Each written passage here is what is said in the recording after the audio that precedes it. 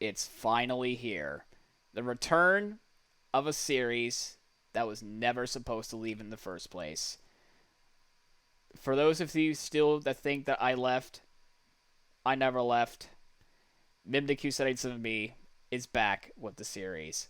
Hey, what's going on, guys? MimDQ787B here. Welcome back to another episode of NASCAR Thunder 2004. This is episode number 109 today for the 2006 Budweiser Shootout, and of course the preseason. We always got to have a little bit of preseason stuff along with this career mode as well. If you missed the last episode, or second last episode anyway, we had Ashton Lewis lead the way most of the race in the second half of the race, but just ending up coming up short. And of course, he loses the race to eventual champion Dale Earnhardt Jr. I mean, Dale Jr. had a really fantastic season. I mean, there's no doubt about it. He had 8 wins as well. You know, he had a really great season. He had 8 wins, 25 top 5s, and a lot of top 10s, 33 actually to be exact as well. Like, it was absolutely insane. Like, nobody was going to beat Dale Earnhardt Jr. in his own game. Like, he deserves this trophy, and that's the way she wrote. But of course, we also have to start a new season because this is the season where we actually have to go for the championship. We got to go for it this time, man. And without further ado, let's just see what the new silly season changes have to offer. As you can see now, we have 2 retirees this time, and of course, with 2 new rookies coming into the season. We have, of course, the 1989 champion, Rusty Wallace. Bids adieu to his career. Unfortunately, he could not get one last win of his career. His last win came in sometime in 2004.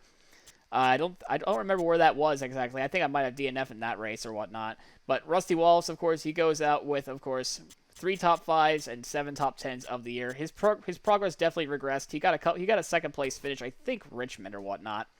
He's being replaced by Scott Wimmer. And Texas Terry, the Iceman, the Iron Man, or whatever you want to call him. He also bids adieu to his career as well. Unfortunately, he didn't get a win in 2005 as well. He had one in 2004, probably because I DNF'd. He had no wins, no top 5, not even a single top 10. His best finish was 11th. Not sure where that was, but I think it was all good time for Texas Terry to head off to the stage, actually, as well. But, yeah, so that's all there is to it about this upcoming silly season. But of course, well, for them anyway, we have our own silly season news as well, as we have a little bit of drama actually heading on with us right now, actually as well. So I'll let you guys see what exactly happened during the off season with us as well.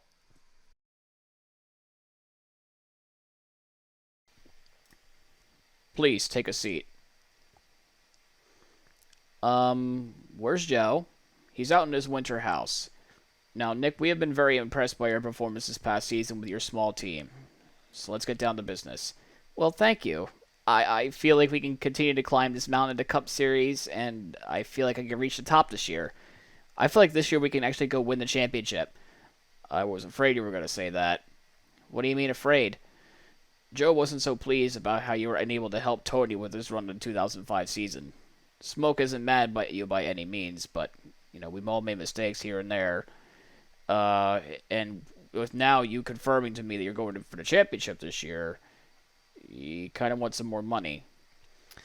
Look, I get there were some instances of me not being a good teammate, like at Bristol in the spring and Kansas in the fall, but you cannot put the sole blame on me on those 2 races about how some luck has not been for him either.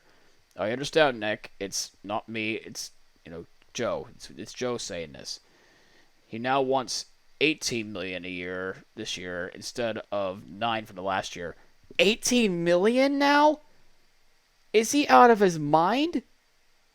I can't afford that. There's got to be something we can do. We can work some negotiations out, right?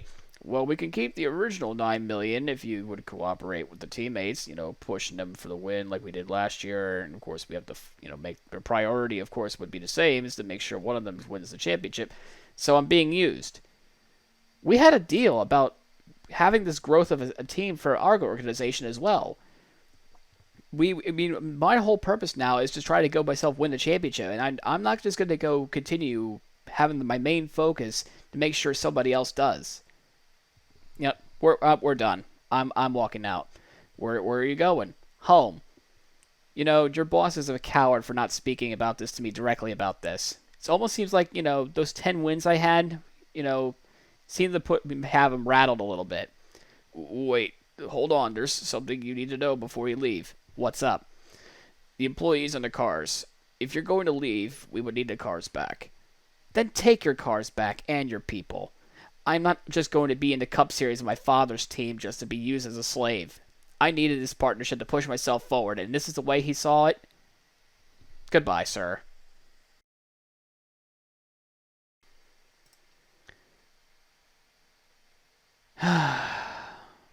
Well, at least one employee got to stay with us. But I understand. We aren't a big name, unlike JGR or Hendrick, DEI, etc., Yates. We have the cars, but now they're all rollers. There's no motor. I think I just need to go find some new employees, and maybe things will turn around.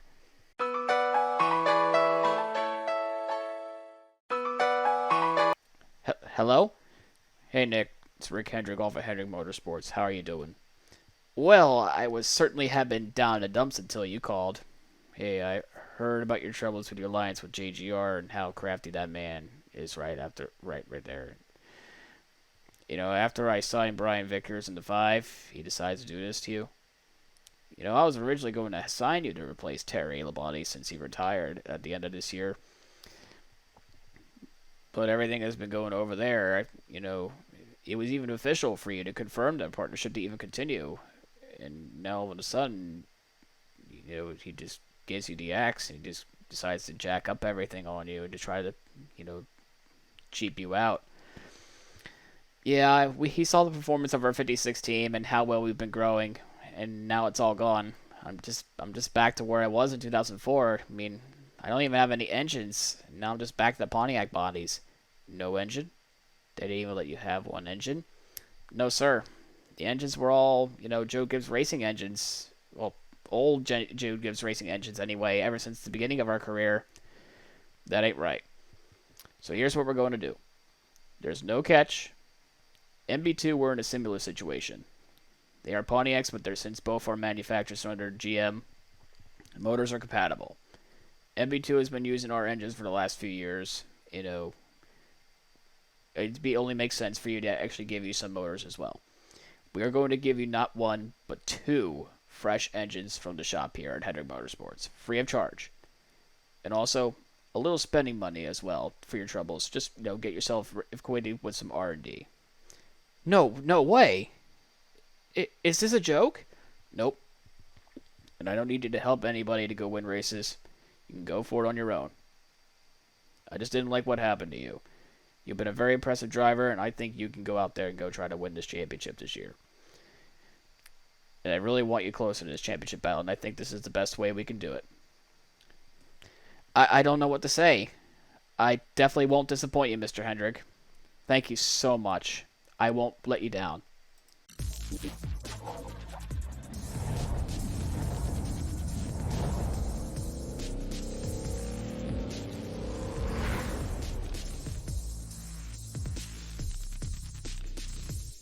Good afternoon, everybody, and we're here back again live at the Gunther Racing Team Shop in Philadelphia as part of a special report from us here at the Flatout Racing Network.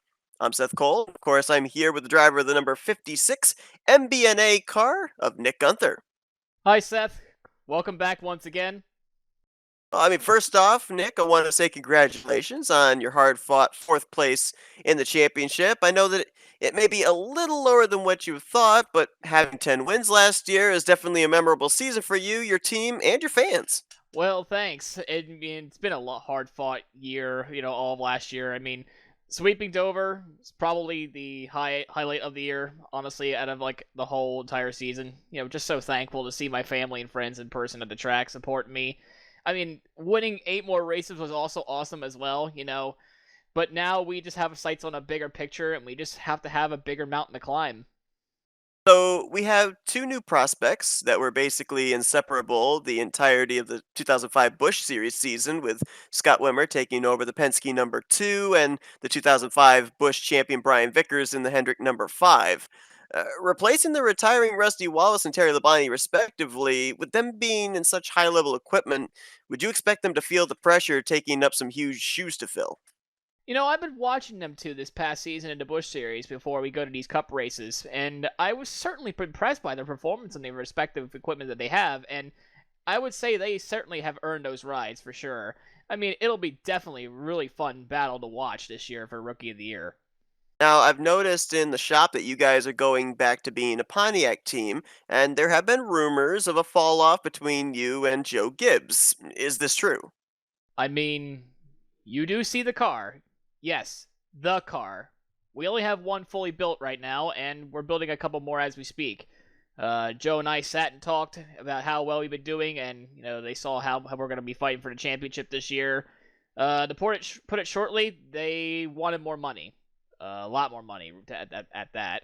And when we refused, they took most of our employees and confiscated most of our equipment. I mean, the only thing that's fresh right now, is the engines that Hendrick has provided to us, and they helped with a little bit of funding as well. So I cannot thank Mr. Hendrick enough to get our cars to at least get on the starting line and move. Now, we talked about this a little bit the last time it was here, and not much has changed. Pretty much the highlight of this year, this past season for race fans, is the rivalry that seems to continue to be budding between you and Dale Jarrett. You two have been going at it for the majority of the second half of last year, so within this past winter, maybe things have toned down a bit between you two? I mean, everyone loves a good old rivalry. I love good old fashioned, good old scrap. But yeah, it's toned down just a little bit. I'm sure Dale is fired up after having a really disappointing season after his championship run in 2004. I mean, I so expect us to have some red hots. Expect us to get red hot at some points. I mean, all I can say is bring it on, old man. Let's rock. Now, finally, with all the unfortunate circumstances that occurred with Joe Gibbs Racing, with them trying to make more money out of you, confiscating employees, most of your equipment, thankfully, Hendrick, as you said, have provided you some engines, almost like what's going on with their alliance at B2 Motorsports, where they are a Pontiac team but also have the Hendrick engines. Do you think that this is going to set you back, that you'll still be able to fight at the start of the season for the championship? The fans and subscribers don't call me Rocky for nothing. I mean, I've been by the art museum back home in Philly and climbed all those stairs multiple times. Did the famous pose and told myself to never quit. Go to distance, go for that championship. Because something tells me that it's going to be really close and it'll be a nail biter. I mean, we're going to be set back a little. We don't have like all of our freshest equipment. We only got one body right now, but the other one's being built from over the winter break. We're still trying to finish that one. Um, yeah, it's gonna be a long season, and it's gonna be a nail biter. Well, obviously, a lot of changes here at the Gunther Racing Team Shop in preparation for the upcoming year. Hopefully, we don't see this kill the momentum that you had last season with a strong finish, and we see you back in that championship hunt again this coming season. Best of luck to you. Thank you, Seth. So you've heard the silly season news, you know, from a phone call that we got. Joe Gibbs wanted to double the price. With us being the satellite team, essentially, they wanted to double the prices with the alliance, and that essentially would not have been a good decision for us anyway. With us having a very long off season as well.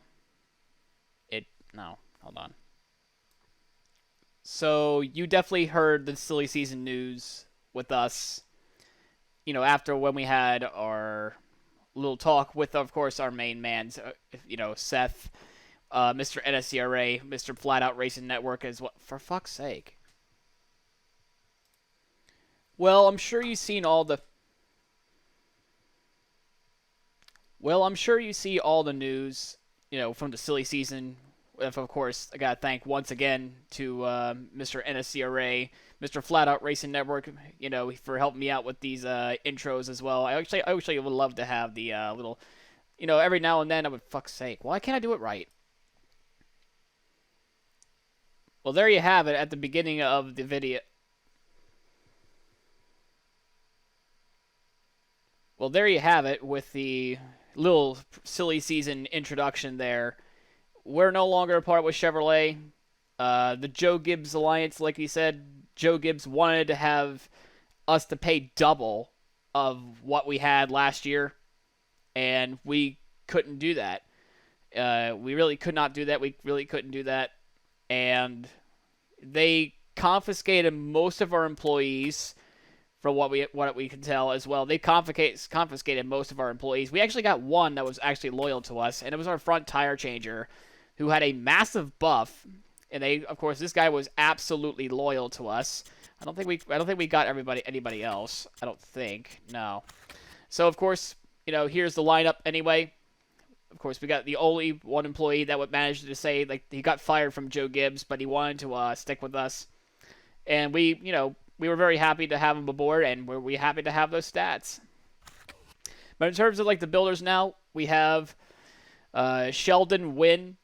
That is going to be our new crew chief for the 2006 season. I mean, I can't thank Marsh enough as it is.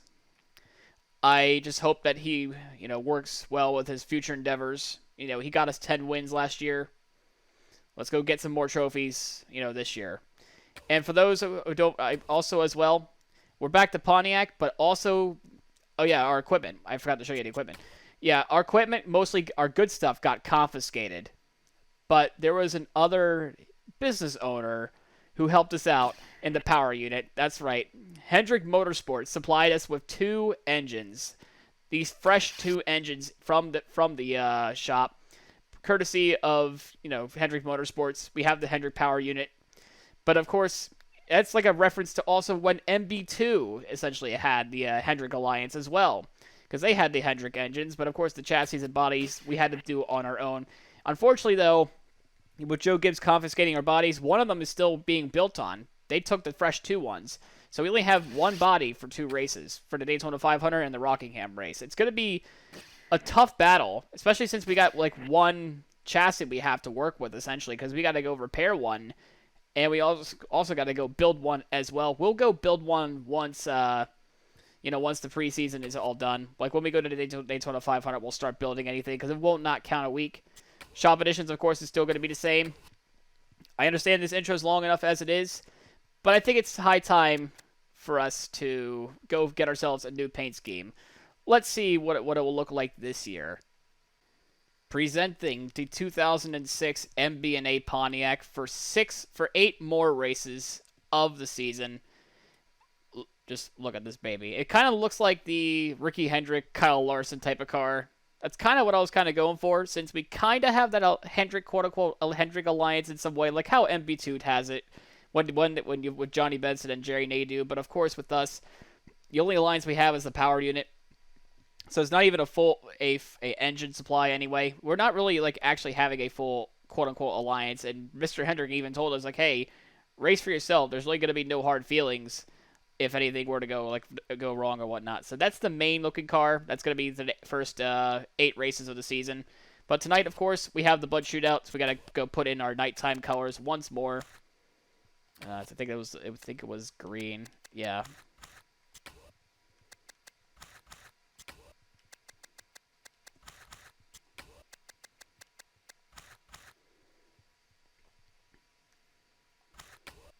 Yeah, so we got our nighttime colors just for this race anyway.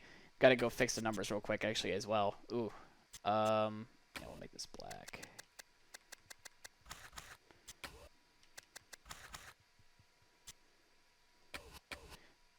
But that'll about wrap it up, though, for the preseason stuff.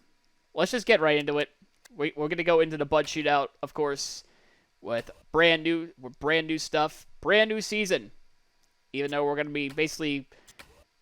Well, we need to test out this engine unit that Hendrick Motorsports supplied for us. So at least that's really nice of them anyway. Anyway, 74 car rating. Let's see how we do in the Bud Shootout. Back with our Pontiacs. Let's get it done. MRN is live in Daytona Beach, Florida for today's NASCAR Winston Cup action in the pole shootout. Would you look at this field? It's going to be hard to pick a winner in this one. Yeah, this is always a great race. Each driver has earned their spot by being a pole winner, which means we're in for some fast action. And what better place to be than right here at Daytona? Ward Burton recorded his second career win here at Daytona in 2002. And that was the first win for Dodge here since the 1974 Daytona 500. Boy, it was good to see both Ward and Dodge back in victory lane. In 1993, Bobby Labonte finished second to Jeff Gordon in the Rookie of the Year battle. You know, that's a pretty good rookie class. At first, Gordon's accomplishments overshadowed Bobby's, but Labonte had been a solid contender for the title in each of the last few years. With over 25 seasons under his belt, Ricky Rudd is NASCAR's most experienced full-time driver. It's hard to believe, but he got his first Winston Cup start back in 1975 at the age of 18. Since then, he's been in the top 10 in points more often than not, and he's still at the top of his game.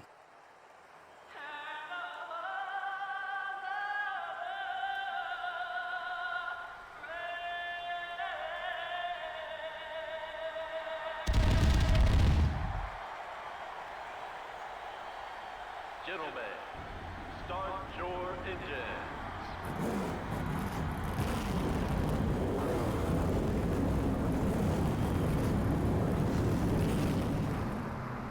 Alrighty, the Bud shootout time. But have you also noticed there were two 23s? Yeah, I don't know what's going on, but Dave Dunn is in the 23 Stacker 2 Chevrolet. Yeah, that's Dave Dunn, the man who got 2 poles. And there's Kenny Wallace as well. I don't. This game is already starting to break. But anyway, we're not here to make any friends, or at least not right now anyway. We just gotta see what we can do. Dave Dunn being in the 23 car though. The 23 car and the Motorcraft Ford. Yeah, that's Dave Dunn right there. He's back, boys. He's back. He's in the 23 car once again. Oh, that's awesome. Anyway, the first green flag is back out, and away we go. Here at Daytona, we got to see what we can do here. You know, maybe we can work with some of these guys to get ourselves back up to the front as soon as possible. I mean, we're pretty far back actually. We're starting in 12th, like 12th or 13th today. So we got to get ourselves excuse me, we got to get ourselves back up front as fast as we possibly can. Our main goal is to try to make it within 5 laps or 6. We got to make 6 at least actually. So it's always important to stay in the draft though. Save as much fuel as we possibly can. If we have to pedal the throttle each and every time, then so be it. Unfortunately, that's going to be easier said than done. Oh, okay. Hello. What are we doing, Jeff Gordon? So now we got one of the 23 cars that's up. That's going to be working with. Well, whoa, hello. Yeah, he's going to keep working with the Hendrick duo of Jeff Gordon, Jimmy Johnson. I mean, if it's not the DEI, it's got to be the Hendrick duo. We get ourselves back up there. We just got to make sure we can get back up there. All right, so we're not going to work with Jeff anymore, it seems. So now let's see if we can get Jimmy Johnson to pull us right to the front. Side by side with Jeff Gordon still. Looks like the mayor is going to close the door on the on Jimmy Johnson there. So we got, yeah, definitely the power unit is going fine. It's just the AI are actually pretty strong in the mud shootout. So we're going to make the outside move on Jeff Burton. We're going to side draft him a little bit, and we're going to slingshot ourselves back up to P8. We're going to pass Jimmy Johnson alongside as well. I mean, we still have respect for Tony Stewart. I mean, you know, we did our best. And there's Dave Dunn as well. Hey, hi, Dave. It feels weird that I'm pushing Dave Dunn to the front, though. But, like I said in the community post, if I was able to sign, like, a driver in this game, I want to sign Dave Dunn and Ashley Lewis. Because they've been wonderful, like, this past season. Unfortunately, the line was not the right line to go to, so we had to go back down the inside. I just wanted to see if it could just somehow push the Dave. I don't know how strong the AI 23 car is though, which is what I'm trying to experiment on. I mean, this is like a once in a lifetime experiment. Why not? Plus, I'm not worried about going towards the front, at least not yet, because we got to make sure we're able to make it on fuel the rest of the way. So share drafting is actually going to be very important because we're now halfway on fuel. We're not even completed 3 laps yet. So we got to make sure we're able to make it 6 laps at least once. Well, really twice, actually. Just got to make sure that let that happen. Basically, we just got to share draft like the whole thing through. That way we can have enough fuel to the end. Because, yeah, I get it. 5 laps. I know. I'm aware about it. But we gotta at least try. We gotta at least try to go 6 one time. If it's too close, then it's too close. Hey, there's Johnny Benson. 10 car is still there. Hey, we can get Johnny Benson, old Johnny, to help us get up to the front as well. But honestly, the outside line right now is just pulling us up. He's starting to warm up to us. No, it looks like we can't go to the inside because Johnny Benson's there. And there's our old friend as well of, crap. I think it's a 2-tire stop for the Bud shootout. So I think we gotta take 4 because we gotta make 2 pit stops anyway. So we go dive down the inside. Like, I'm trying to be careful with the moves. I don't want to get to the front, but being at the draft as long as possible though. We got some takers already down pit road. Oh, we have a little bit of contact there. Yeah, we got some takers coming down pit road. We got to at least try. Dave, we gotta try it at least once though. Excuse me, Dave. Actually, we're gonna lose the draft. So we gotta make sure we stay within the draft. I think for this first stop we have to take 2. The second stop we have to take 4. So we have to work with Dave here. We were gonna lose the draft if he didn't. Yeah, we gotta take 4. I think we gotta take 4 tires on both sides. Both stops, really. Nah, I don't think so. We can just take 2. Alright, we're gonna be short. Yep, short again, but that's okay. By design. Have us pull up. Yeah, I knew we were gonna be short. I knew we were gonna be short, but I had to try it at least once. Just goes to show that even with the draft, you still can't make it. So now we gotta slow it down. No matter what we do, the AI always just seems like they have a better fuel stuff than we do. Yeah, we gotta take rights only. No damage, and let's just get on with it.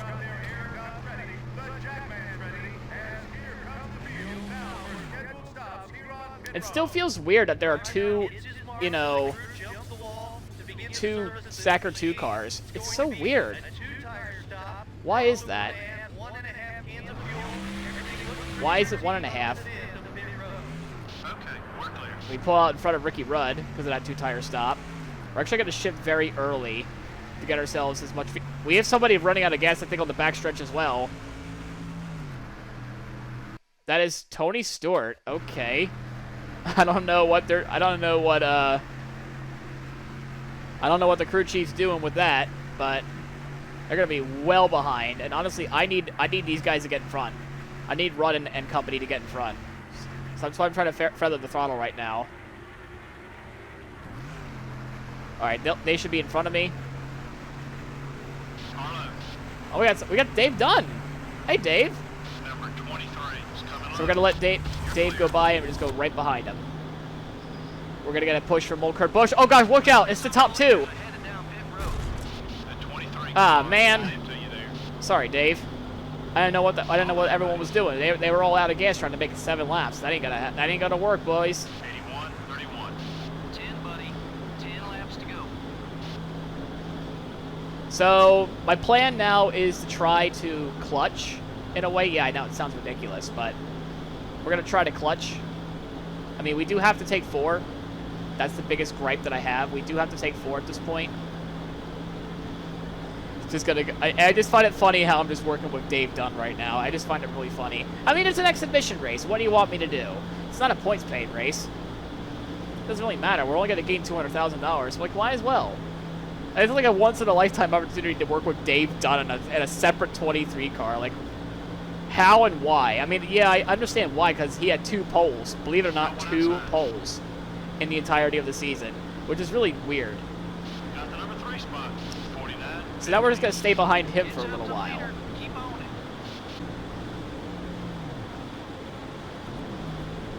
Yeah, that's what I've been kind of doing. It's just shifting down. I basically clutch when I get close to Dave, and then just get back on the gas. I have to do it in the corners. I have to hold the throttle wide open in the corners, otherwise I'm not going to catch them still. But on the straightaways, since I could gain right back with everyone, I could just, you know, get back on it. I can just get with the fuel saving. All right, the DEI duo is back. You're clear. Gas tank is getting empty. I think the DEI duo might be coming down the pits this time. Just gotta be careful. I think Rudd might be coming down as well. So Dave does not look like he's not coming in. Rudd's coming in, I think. Yeah, there they go. Lead cars are bidding. Yeah, there they go. Drop back to 4. Okay, we're Yeah, we're gonna try one more time. 48, 18. You got some We're gonna see if this somewhere, works. I know you do. If this works, then we win.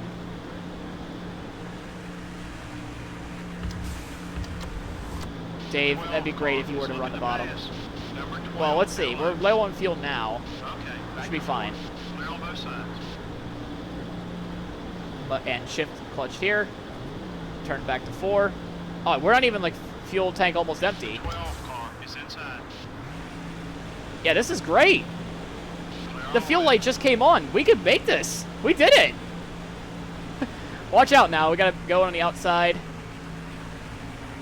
And we're gonna start braking now. We gotta take 4 tires now, though. Number 6 is outside. Take 4 tires and fuel, boys. Everything. All right. No adjustments really needed. Let's do this, guys. 4 tires and fuel. Kenny Wallace is out of the race. The real 23 is out. The imposter 23, Dave Dunn, is running in 4th in the Bud Shootout as of right now, with 5 laps to go. Like, this is brilliant stuff. Yeah, we definitely need the good stop here, folks.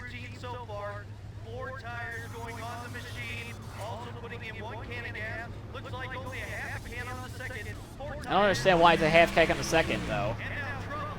Oh, Trouble's on the racetrack, so now we'll definitely make it. Somebody's dead on the whatchamacallit. Oh, it's Kurt Busch and Dale Earnhardt Jr. There's a massive wreck on the Bud Shootout. Somebody ran out of fuel, and that's what caused it. Oh, God, Jeff Burton goes for a ride. Oh, what a disaster. What a mess. Oh, Dale Jarrett just completely creams into Jeff Burton there. Well, we definitely don't want to pit under caution. This could be a problem for us. I just want to see if there's anybody coming in. I don't see anybody. Dang. Well, there's Mark Martin coming in, and Kurt Busch. So now it's Ricky Craven leading the Bud Shootout, it seems. How many laps to go, though? It should be like 2 laps to go, but we're actually only like, so we're in P7 with 1 lap to go. Okay, this is interesting. We're P7 with 1 lap to go. Well, I don't think we're going to win this race, but damn, that strategy was working just fine. If they were just able to like keep their P's and Q's together, we can get a Pontiac to win the Bud Shootout. I mean, we're in P5. We're coming up really close now. We got Jimmy Johnson. We can't stop this run at all because now we got Jimmy Johnson. We got to give him a little bit of a love tap there. Ricky Rudd wants to work with us. We're gonna go use him as a draft. Zoom to the outside, but he's trying to go for it. We're gonna go for the outside here. We can try to steal this away if we can, but the outside line just does not work. We're going to go down to the inside. Craven, unfortunately, does not get the W. It looks like it's going to be Ryan Newman that gets the W here at the Bud Shootout. Ricky Rudd second. Ricky Craven third. And we just missed out on the podium because of that unfortunate caution. Dang it. You definitely got a lot of top 5. We definitely do. Dave Dunn, shout out to get him a top 10, though. The yellow didn't wave as much as usual. Well, that was good news to the guys who ran out front. More cautions would just have meant more restarts, which is more chances for you to lose positions. The MBNA car really did a fantastic job keeping his car away from trouble all race long. You know, these NASCAR Winston Cup race teams absolutely love drivers who take care of their cars. Makes their jobs a whole lot easier when they aren't having to spend extra hours in the body shop each week. The 56 car gained some respect out there in this one. There's no better feeling than trusting the guys around you on the track. If you don't have to worry about the guy behind wrecking you, you can focus on the track and running quick laps. We hope you enjoyed the race tonight. For Barney Hall and everyone here at MRN, good night. Yeah, most unfortunate we couldn't get ourselves the W back-to-back at the Bud Shootout, but hey, you never know. It could have worked, though, but it didn't have everyone run out of gas again like last time. Just only the people that actually did run out of gas, though, to cause the caution like twice, though. So, Newman leads the 1 lap, Ricky Rudd second, Craven third, ourselves fourth, Ward fifth, Johnson sixth, Benson seventh, Gordon eighth, Waltrip ninth, and Dave Dunn with the 10th place finish and even leading a lap. That's awesome to see. As we take a look at the rest of the field, of course, Kenny Wallace, the real 23, ends up getting with the DNF. I think Bill Davis Racing should sign should sign Dave Dunn, honestly. But that's just the way it is. I'm sorry. I can't wait to see Dave Dunn back on the track. It's going to be great. I think he's going to have a wonderful career if, we continue this career, that is. Well, there you have it. that was a nice little taste of bringing it back to Pontiac anyway. We still have 8 races left to go with the MBNA stuff. Unfortunately, we could not get rid of them. It's part of the 1-year clause. We have to have 1 full year of just like 365 days. So we have to keep MBNAs for another 8 more races anyway before we can try to go look for new sponsors again. But that'll do it. We got our daytime paint scheme back and ready to roll for next week in the Daytona 500. It's going to be a wild fight for the championship this year. I wonder who we're going to fight against this time. So anyway, I hope you enjoyed the episode. I'm glad that I'm back. Trust me. I once again got to thank Mr. Flatout Racing Network and, of course, NSCRA to help me out with the intro, of course, a little bit as well, with the little silly season shenanigans as well. I really miss you guys. I'm glad you're able to, watch it still after what's been happening. So let's go retaliate what happened with the championship, shall we? We'll see you guys for the Daytona 500 really soon. Have a good night.